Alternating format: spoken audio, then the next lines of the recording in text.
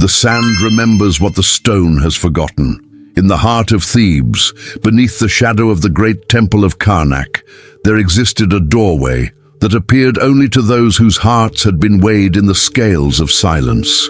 It was here, in the year when the Nile refused to flood and the priests whispered of endings, that a woman named Merencia first heard the voice that would unravel everything she had been taught to believe about the nature of existence itself. She had been chosen at the age of 7, plucked from the daughter house where orphaned girls learned to weave linen for the dead. The choosing had been simple, or so it seemed.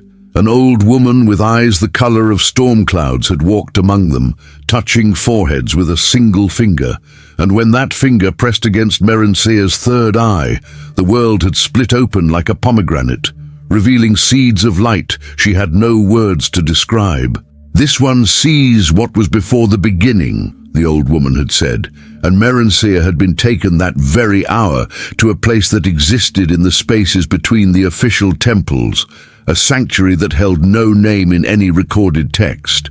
The Order of the Eternal Breath, they called themselves when they called themselves anything at all, though most often they simply were, moving through the world like water through stone, leaving no trace except the subtle reshaping of everything they touched.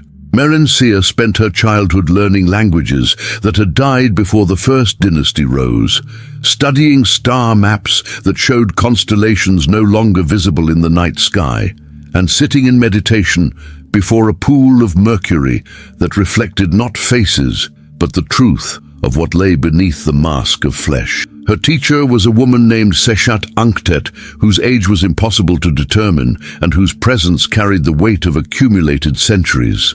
"The soul," Anktet would say during those long hours of instruction, "is not created. It is not made. It is a fragment of the original light, the breath before all breathing, the thought before all thinking. What you have been told in the public temples, what the priests declare from their pylons to comfort the masses, these are stories for children. We keep the actual knowledge."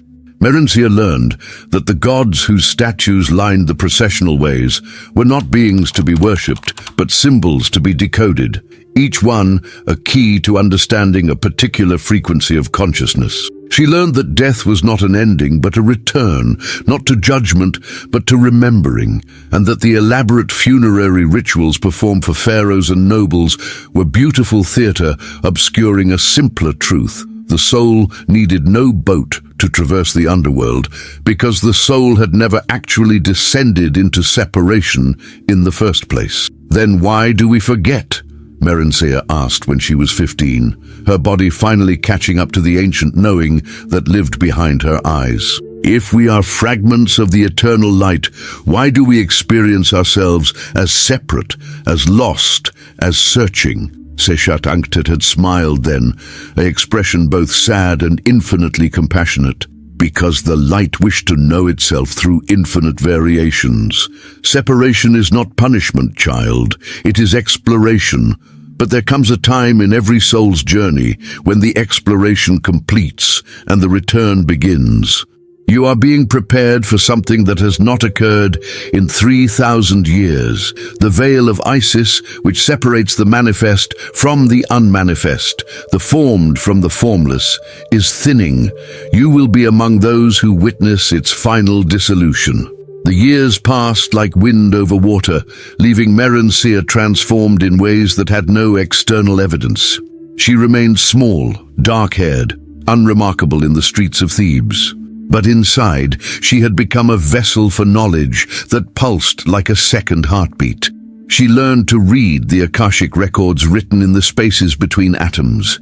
She discovered how to travel in her light body to the halls of Amenti, where the true archives of human consciousness were stored. She was taught the secret names of power that could restructure reality itself, and she was shown, in a vision that lasted 7 days and 7 nights, the moment before creation, when the Absolute rested in perfect stillness, content in its own being, before the first impulse toward manifestation rippled through the void. On her 25th birthday, by the counting of floods that marked Egyptian years, Seshat took her into the deepest chamber of their sanctuary, a room carved from living rock that predated the pyramids, predated even the memory of those who had built the pyramids. The walls were covered in symbols that shifted when observed directly, settling into stability only when seen from the corner of vision.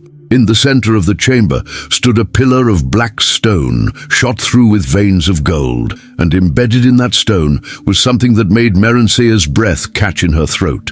A crystal skull, no larger than her fist, carved with such precision that it seemed to contain its own source of light. But it was not the craftsmanship that stopped her heart. It was the recognition. She had seen this object before, not in this life, but in the space between lives, in that vast library of knowing where souls rested between incarnations. The skull of first knowing, Seshat said quietly, carved by hands that were not human.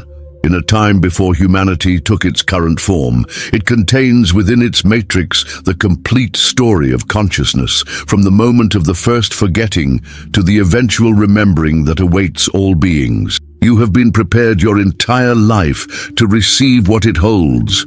Are you ready to know what the architects of this reality intended before the gatekeepers and power holders rewrote the story to serve their own ends?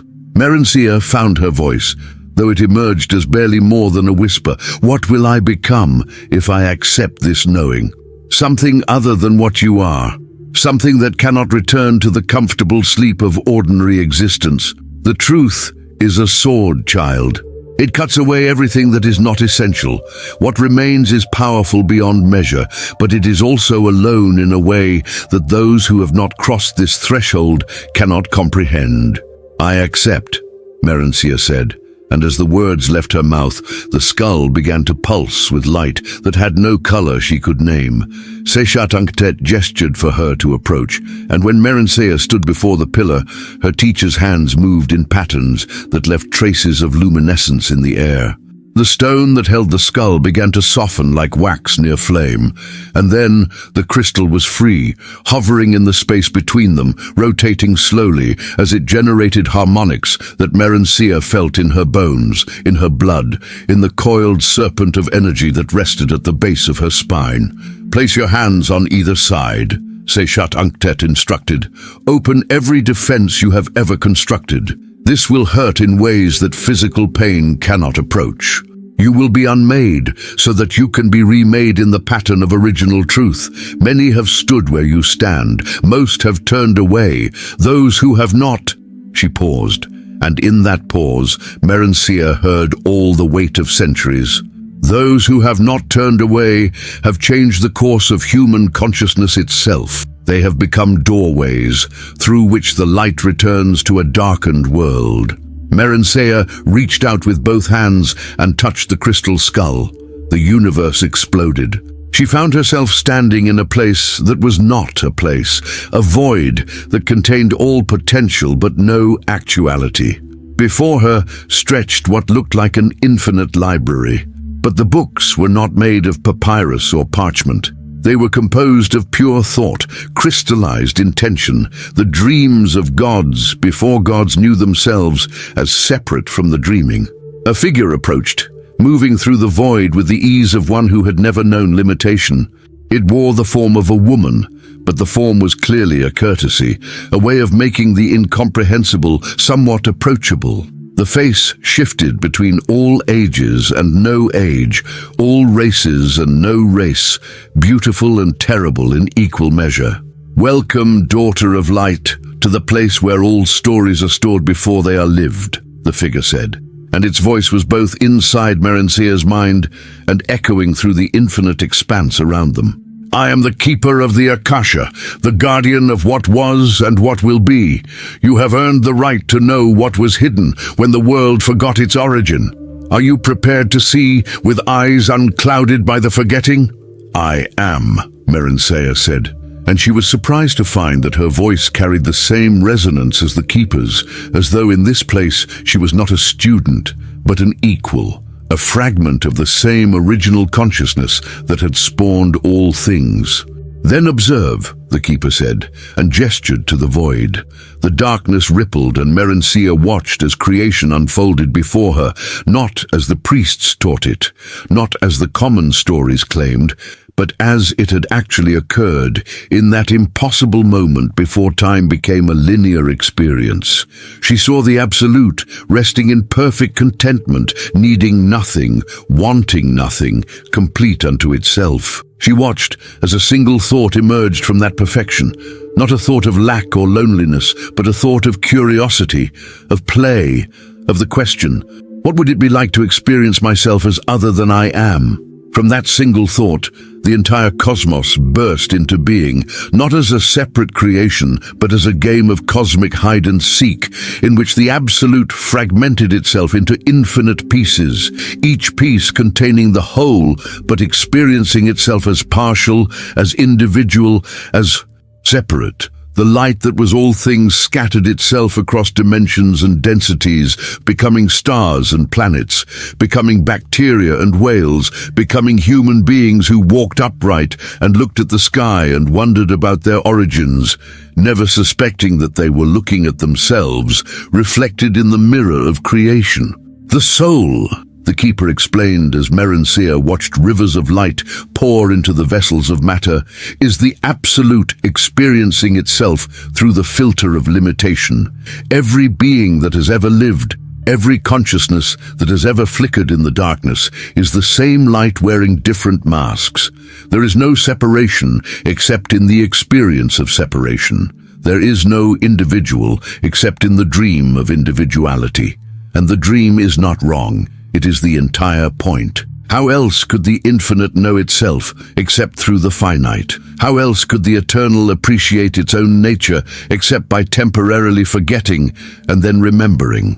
Merencia felt tears streaming down her face. Though she had no physical face in this place, no body to produce such evidence of emotion, the beauty of it overwhelmed her. The elegant perfection of a cosmos designed not for punishment or reward, but for exploration and eventual return. But why do we suffer? She asked. If this is all a game of divine hide-and-seek, why is there such agony in the world? Why do children starve? Why do the innocent suffer? Why does death tear loved ones apart if we are all fragments of the same eternal light? The keeper's expression shifted, becoming something ancient and infinitely compassionate, because the forgetting had to be complete for the game to work. A partial forgetting would not create true separation, true exploration. The Absolute had to hide from itself so thoroughly that the individual fragments would experience themselves as genuinely separate, genuinely vulnerable, genuinely mortal. The suffering is not punishment. It is the friction of consciousness rubbing against limitation, learning through contrast, knowing light because it has experienced darkness. And none of it is permanent. None of it is real in the way that the eternal is real. Every soul, without exception, will eventually remember its true nature. Every fragment will return to the whole. The suffering ends, but the wisdom gained through that suffering remains, enriching the Absolute's understanding of itself. When? Merencia demanded, her grief for all the pain she had witnessed in her life suddenly overwhelming. When does the remembering happen? How long must we endure the illusion? For each soul, the timing is different. Some remember quickly, burning through their explorations in a few incarnations. Others take thousands of lifetimes, savoring every possible variation of experience. But there are also collective movements, great waves of awakening that sweep across entire civilizations. You have been born into the preparation for such a wave. The veil of Isis, which maintains the forgetting, which keeps the illusion stable, is beginning to thin. In the ages to come, more and more souls will remember their true nature. The world will transform as the light returns to conscious awareness of itself. If you enjoy these kinds of stories, make sure to like this video, subscribe to our channel, and turn on the notification bell so you never miss any of our content. And tell us in the comments where you are watching from. We would love to know. The keeper gestured again, and the scene shifted. Merencea found herself watching the early days of humanity, when the first true Homo sapiens walked the earth with consciousness that flickered between animal awareness and divine knowing.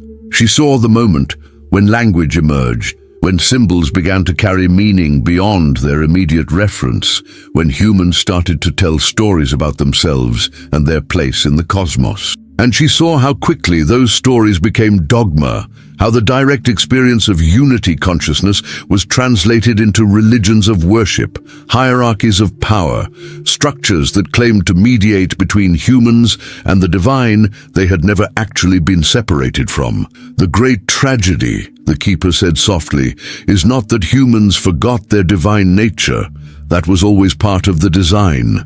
The tragedy is that those who partially remembered used their knowledge to control those still sleeping. They created religions that promised return to the divine only through obedience, only through specific rituals, only through the intercession of priests and kings who claimed exclusive access to God.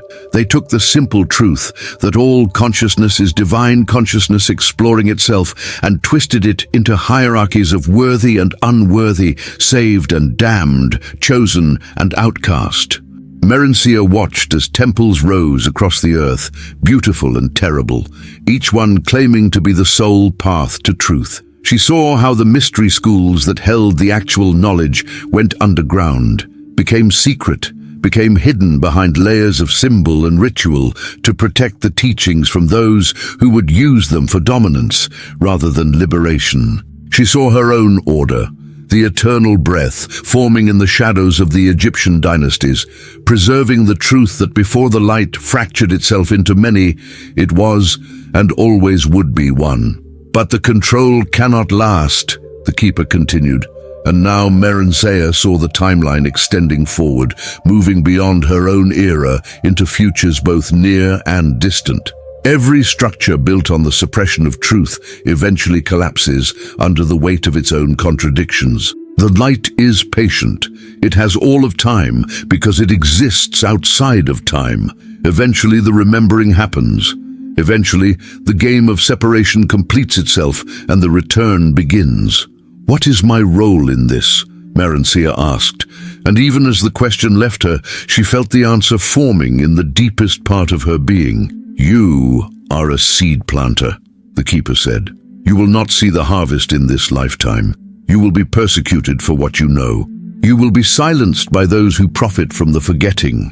But you will leave behind traces, fragments of truth hidden in symbols and stories that will survive the coming darkness. And when the time is right, when consciousness is ready to expand again, your seeds will sprout. Others will find what you have hidden. They will decode the messages you leave. They will use your knowing to accelerate their own remembering. The vision shifted one final time, and Merencea saw herself as an old woman, her body bent with years, her hands gnarled from the labor of writing. She was in a small room, hiding from those who hunted her, and she was inscribing on papyrus the knowledge she had received. But these were not ordinary texts. Each word was encoded, each symbol layered with multiple meanings. To the casual reader, they would appear to be simple prayers, hymns to Isis and Osiris. But to those with eyes to see, they contained the complete cosmology of consciousness, the entire story of the light's journey from unity through separation and back to unity again. The texts you will create will be buried, the keeper said. They will be hidden in the tomb of a forgotten priest. They will sleep in the earth for thousands of years, and then, when the age of remembering begins, they will be discovered. Scholars will debate their meaning. The powerful will try to suppress them. But the seeds you plant cannot be destroyed. Truth has a way of surviving, of finding those who are ready to receive it. Merencea felt herself being pulled back, the vision fading, the infinite library of the Akasha receding into the distance. The last thing she heard was the keeper's voice, warm and full of certainty. You are loved beyond measure, daughter of light. You have always been loved. There has never been a moment when you were separate from the source of all being. Go now and live the truth you have received. Let it radiate through you like sunlight through crystal. This is your purpose. This is your gift. This is why you chose to incarnate in this particular time and place." She gasped, her hands still touching the crystal skull, her body back in the underground chamber beneath Thebes. Seshat Anktet stood watching her with an expression of profound understanding. "You saw," her teacher said. "It was not a question. I saw everything," Merencia whispered. "The beginning that was not a beginning, the separation that was never real, the return that is already accomplished, waiting only for us to recognize it. Then you understand why we remain hidden, why we do not declare this truth from the temple steps." Merencia nodded slowly. "Because humanity is not ready, because the forgetting is still serving its purpose, because the light is still exploring all the possible variations of limitation and loss. To force awakening on those still deep in the dream would be to rob them of the journey they chose to take." "Exactly," Seshat Anktet said. "We preserve the knowledge for those who are ready to receive it. We plant seeds in the collective consciousness that will sprout when the season is right, and we wait with infinite patience for the great turning that is already underway, even if most cannot yet perceive it." The years that followed were both the richest and the most difficult of Merencia's life. Armed with the knowing she had received, she moved through the world like a woman carrying a secret treasure that she could show to almost no one. She wrote, as she had seen herself writing in the vision, encoding the deepest truths into texts that appeared on the surface to be conventional religious hymns. She taught students who came to the order, passing on what she had learned, but always with the understanding that each soul would receive only what they were ready to comprehend. And she watched as the political and religious structures of Egypt began their long, slow decline. The priests of Amun grew more powerful and more corrupt, claiming authority over matters of soul and spirit while living lives of luxury and political manipulation. The pharaohs became puppets of the priestly class, their divine authority a fiction maintained through elaborate theater. The common people suffered under the weight of taxes levied to build ever larger temples to gods who had become nothing more than tools of control. Merencia saw how the simple truth that every human was a fragment of divine consciousness, needing no mediator to access the infinite, had been systematically suppressed in favor of religions that required submission, obedience, and material tribute. She saw how women, who had once held equal status as priestesses and teachers, were gradually pushed to the margins, their wisdom dismissed as emotionalism, or worse, as dangerous witchcraft. She saw how the mystery schools went deeper underground, their teachings available only to those who could prove themselves worthy through years of testing and dedication. In her 40th year, the persecution began in earnest. A new high priest of Amun, a man named Beken Konsu, who saw threats to his power in every shadow, declared that all unauthorized religious practices were to be reported and punished.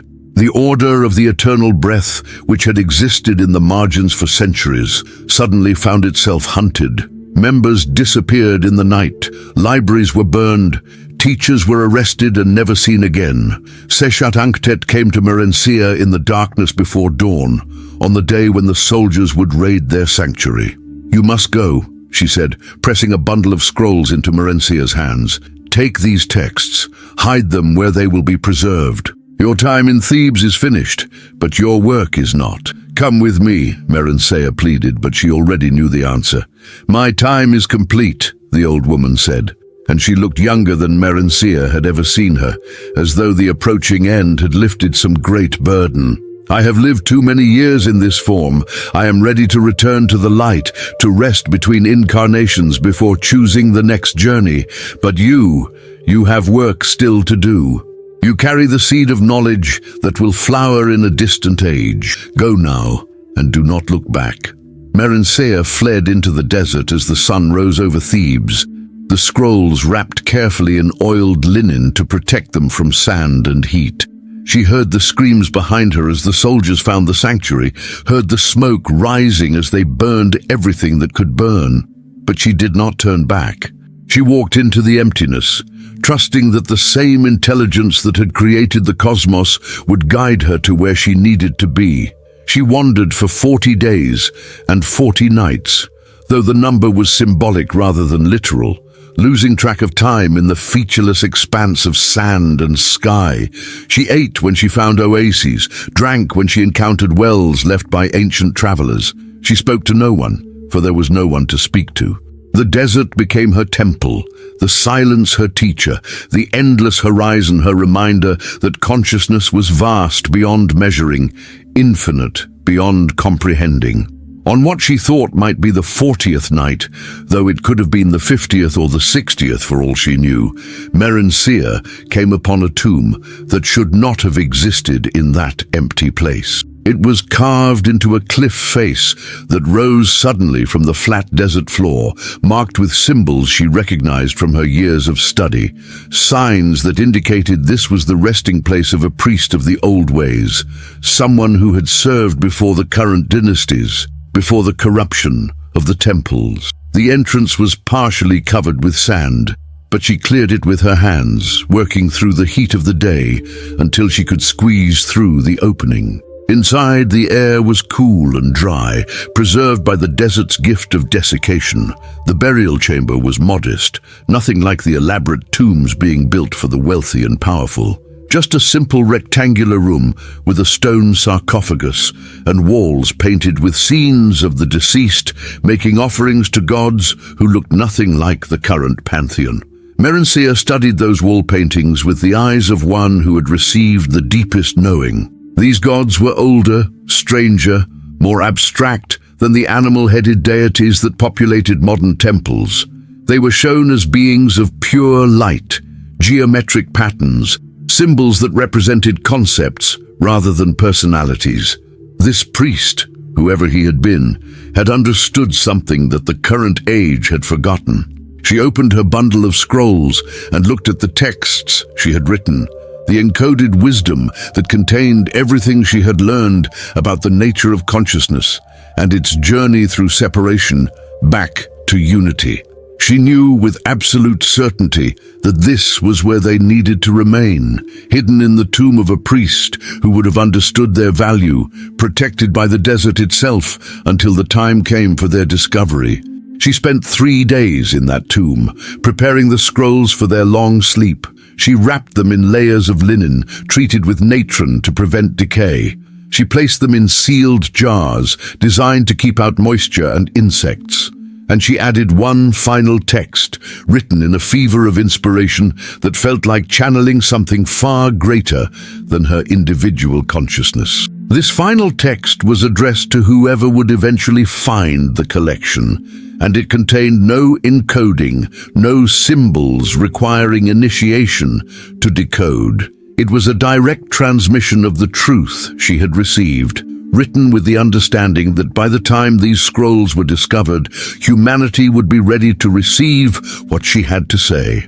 To the finder of these words, she wrote, "Know that you have been guided here by the same intelligence that guides all things. You have not found these texts by accident. You have been prepared through all your lifetimes to receive what is written here. The truth is simple, and it is this: you are not separate from God. You have never been separate from God. The consciousness that looks through your eyes is the same consciousness that dreamed the universe into being. All the searching, all the suffering, all the longing for return. These are the cosmic game of hide and seek that the Absolute plays with itself. You are both the seeker and the sought. You are both the question and the answer. You are the light that forgot itself so completely that the remembering would be ecstatic beyond measure. This is the great secret that the religions have hidden, that the powerful have suppressed, that the teachers have encoded in mysteries and symbols. There is nothing to achieve. There is nowhere to go. There is no one to become. You are already what you seek. You have always been what you seek. The only thing standing between you and the recognition of your divine nature is the belief that you are something other than divine. Let that belief go, and you will see with eyes of light. Let that belief dissolve, and you will know yourself as you truly are. This is not blasphemy. This is not heresy. This is the truth that predates all religions, that will outlast all empires. You are God, dreaming that you are human. Wake up, beloved. Wake up and remember who you are. She sealed the jar with the final text and placed all of them in a niche she carved in the floor of the tomb, covering them with a stone slab that she then disguised to look like part of the original floor. Unless someone was specifically searching for hidden scrolls, unless someone was guided by the same intelligence that had guided her to this place, the texts would remain undiscovered. Her work complete, Merencia emerged from the tomb into the blazing heat of midday. She had no food left, no water, no clear sense of direction. She had completed the task she had seen in her vision, planted the seeds that would sprout in a distant age, and now she felt the weight of years settling on her shoulders like a physical thing. She was tired in a way that had nothing to do with the body's exhaustion. She was tired of carrying knowledge that she could share with almost no one. She was tired of living in a world that had chosen power over truth, control over liberation. She sat in the shade of the cliff face and closed her eyes, slowing her breath, entering the meditative state that had become as natural to her as breathing itself. In that silence, she felt the presence she had first encountered when she touched the crystal skull, the keeper of the Akasha, the guardian of all stories. "Are you ready to come home?" the keeper asked, its voice as warm and welcoming as she remembered. "Yes," Merencia whispered. "I have done what I came to do. I have planted the seeds. I am ready to rest." "Then rest, beloved daughter. Release the body that has served you so well. Return to the light that you have never truly left, and know that your work will bear fruit beyond anything you can imagine. The scrolls you have hidden will be found exactly when they need to be found. They will spark a revolution in consciousness that will transform the world. You will not see it in this incarnation, but you will know of it when you review this life from the place between lives. You will see how your courage, your dedication, your willingness to suffer for the truth has rippled out across time, touching souls you will never meet in bodies, changing the trajectory of human awakening itself. Merencia felt herself rising, felt her consciousness beginning to separate from the physical form that had housed it for more than 40 years. There was no pain, no fear, only a profound sense of relief and completion. She watched from above as her body slumped against the cliff face, returning to the elements that had composed it, becoming once again the dust and minerals and water that the desert would reclaim. And then she was moving upward or inward or in some direction that had no physical correlate, moving toward a light that was both infinitely distant and intimately present. She passed through veils of consciousness, each one revealing more of what she truly was. She shed the identity of Merencia like a costume no longer needed. She shed the identity of being human. She shed the identity of being an individual consciousness at all. And what remained was the same light she had seen in her vision, the light that had fragmented itself into infinite pieces so that it could know itself through infinite variations of experience. She was home. She had always been home. There had never been a moment when she was not home. In the hall of records that existed between incarnations, in that space where souls rested and reviewed and planned their next journeys, Merencia, or the being that had briefly played the role of Merencia, looked back on the life just completed. She saw the moments of doubt and fear, the times when the knowledge had felt like a burden rather than a gift. She saw the students she had taught, the texts she had written, the seeds she had planted. And she saw the timeline extending forward, moving through centuries and millennia until the moment when a group of archaeologists working in a remote area of the Egyptian desert would stumble upon a tomb that should not have been there, that did not match any known architectural style or historical period. She watched as they excavated carefully, documenting every detail, and found beneath the floor a cache of sealed jars containing scrolls in remarkably good condition. She watched as the scrolls were translated, as the encoded wisdom was deciphered, as the final direct text was read aloud in a world so different from the one she had left that it might as well have been a different planet entirely. And she watched as that text, "You are God dreaming that you are human. Wake up, beloved. Wake up and remember who you are," spread like wildfire through a consciousness that was finally ready to receive it. The religions that had dominated for thousands of years tried to suppress it, tried to discredit it, tried to explain it away. But the truth had a momentum of its own. It spoke to something deep in the human soul that had been waiting to hear those words, waiting for permission to believe what it had always secretly known. The being that had been Merenceus smiled, or did whatever the equivalent of smiling was in that place beyond form, and felt profound satisfaction. The game was playing out exactly as it was designed to. The light was remembering itself. The fragments were returning to unity. The cosmic hide-and-seek was approaching its magnificent conclusion. "Will you incarnate again?" the keeper asked, appearing beside her in the Hall of Records. "Perhaps," the being said, "if there is work still to do, if there are seeds still to plant. But for now, I rest. For now, I simply am. Then rest, beloved, and know that you are loved beyond measure. You have always been loved. There has never been a moment when you were separate from the source of all being." In the tomb beneath the desert, the scrolls waited in their sealed jars, patient as stone, knowing that time meant nothing to truth. The sands shifted above them with the winds of centuries, empires rose and fell, religions came and went, but the words remained, incorruptible and clear, ready for the moment when consciousness would expand enough to receive them without fear, without resistance, without the need to suppress or control. And in the hearts of all beings, whether they knew it consciously or not, the same truth pulsed like a second heartbeat. You are the light. You have always been the light. The only thing standing between you and the recognition of your divine nature is the belief that you could be anything other than divine. Let go of that belief. Remember what you are. Come home to the truth that predates all forgetting, that will outlast all worlds.